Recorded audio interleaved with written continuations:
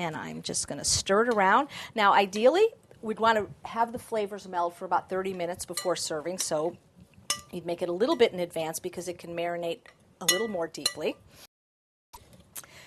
And when I serve it, I like to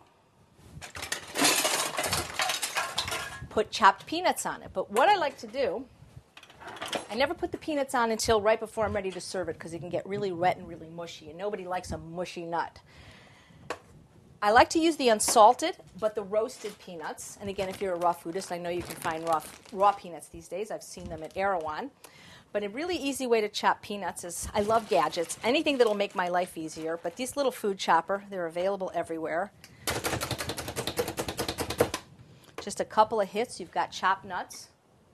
Another thing you can do is put them in a plastic Ziploc bag and hit them with a rolling pin. Just really easy. Sometimes if you try to chop nuts in a food processor, though, it turns into nut butter, so I wouldn't do that. I've got a cup of chopped, roasted but unsalted peanuts. Again, there's already salt in here. You don't need to have salted nuts.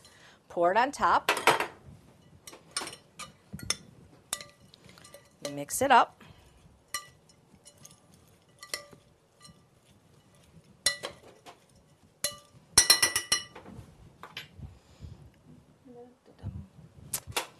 Then I'm going to put it in a bowl. You can always put a few more peanuts on top for a garnish. Actually, there's plenty of peanuts in here, but if you like, stick in a piece of fresh mint and serve.